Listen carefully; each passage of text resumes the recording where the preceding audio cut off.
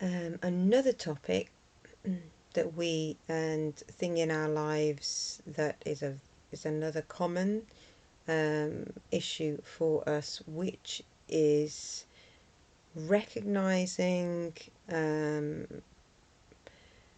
unkind behavior um, and manipulation, bad intentions, and people who tread over our boundaries. It's a difficult one for us to manage. I think often, and not very often, I didn't say that, but it probably is. Um, because I don't know about you, but I can say about my mind. It's not a way that my brain thinks. So when I do something for someone, and I'm not trying to sound perfect or anything, I'm really not. It's just my innate personality. I will do it because I genuinely want to do it, not because I have an agenda, not because there's any reason behind it, not because I could see I could have an advantage to that. Um, and I know there are people out there whose brains work that way, and very good in business, I should imagine. There's just like anything, we should find out what our skill sets are and use them in different areas. Obviously, it is a real dislike of mine, agendas. I can't help it. It's got to be from a natural, organic point. I just can't do it the other way. It feels tainted to me. But then that's just because it's probably alien to me. So it just seems odd.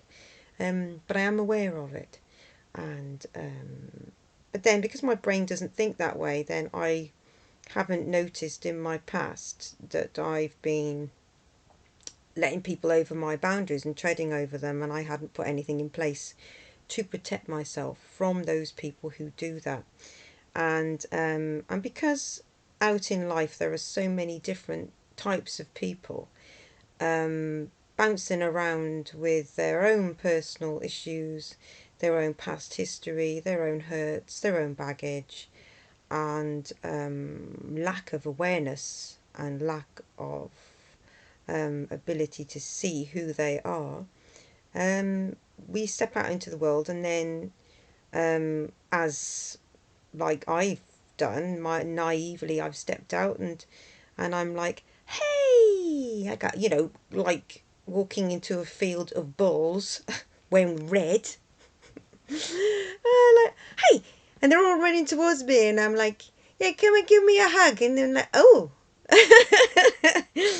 it's very, very, let's hug, but now realizing it's not really like that, and I do laugh about it because there's not much else you can do. I wasn't happy at first, obviously, because I didn't quite get why I was being tossed around quite so much. Um, and so it does kind of like kind of limit the amount of people sort of in your life, sort of, unless you put in those boundaries and those things to protect yourself. And it's learning how to do that. I can maybe do a video on how to learn to put in boundaries because it is a huge subject for us, and so that you can protect yourself. Because what I've learned for myself is that I'm living by my code, and but I do review my code because somebody will come along sometimes, like some people I chat to who are awesome, and they'll give me a different perspective on what I've said, and I will openly go, oh yeah, actually I need to review my code. It's okay to review code because reviewing your code is a good thing because that's expanding the mind and it's growing, but also bringing you peace because you can then learn how to put in boundaries in your life so you don't end up with those mixed feelings when you've been made fun of, when you feel like you've been used. They all give you feelings of anger because you've let it happen, resentment because you've been used, um, and probably prolonged irritation, which will probably spill out to other people you meet who haven't done anything. But you'll be wary of them then because you'll be all, uptight and you're like, oh, you know, like that, and then that will affect your relationships. And this is why it's really good to put in boundaries if you can. Now, if you have people or friendship groups in your life who are used to treading on you, because I had that recently. Someone I really loved, I loved her, but she consistently dismissed my feelings. She consistently told me things were in my head. She's not autistic, she's neurotypical, so she wouldn't see it anyway. Um, and it was such a shame. I had to let go of that friendship. I did, because I tried to put in boundaries and I tried to say in as nice a way I possibly could. Um, if you keep treading on somebody and you keep dismissing someone's feelings as a friend, that isn't a nice thing to do, because I have this perspective and you have yours. So I'll respect what yours is. I won't try and tell you how to live your life, so don't do it back to me. But she couldn't cope with those ideas herself. She wasn't able to see it. So I had to let go of that friendship, which I didn't want to, but I left it with love.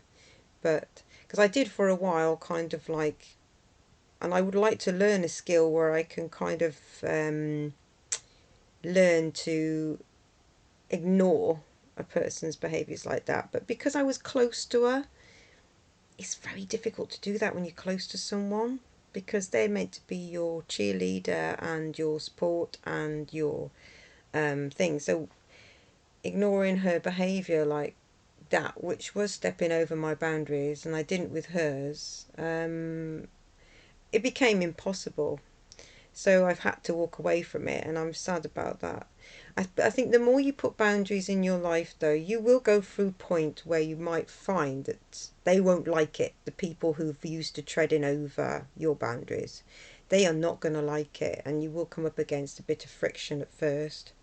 With some people, though, they might learn a new respect for you. And I do feel my way with people when I'm putting in boundaries. I've got a friend, she's brilliant. I don't tread over her boundaries and she doesn't over mine. We both live our own lives, and they're great friendships to have.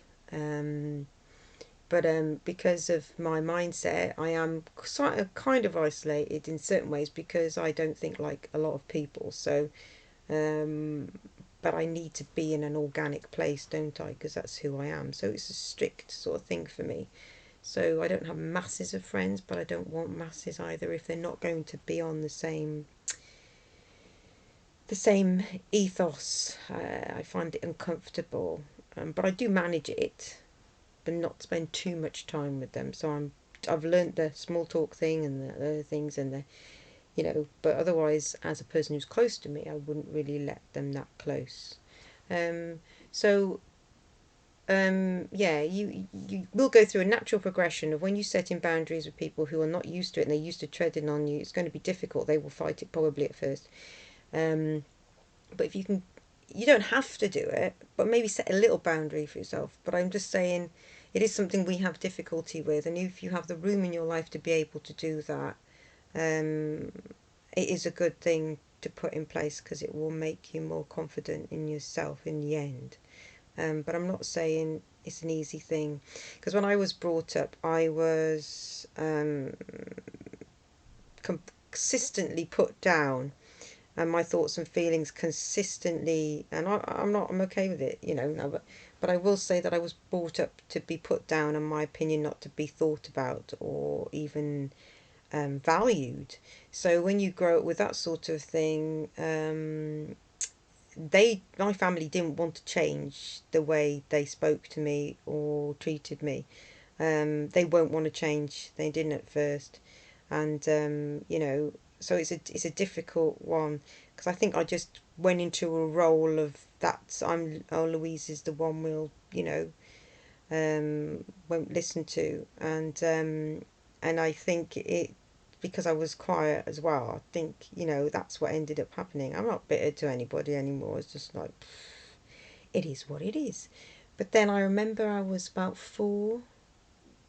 I was learning to ride a bike, and I thought about this little girl, and she was feisty, and she raced the kids in the street. She went over her handlebars actually and head-butted the neighbour's driveway, which was not a good thing. But I thought, where that kid gone? I was that kid. And okay, I don't want to be doing that, but there was a feisty girl in there, and I thought, I'm going to find her again. And I did. Okay, this is a very long video. Bye, everybody. Have a good day.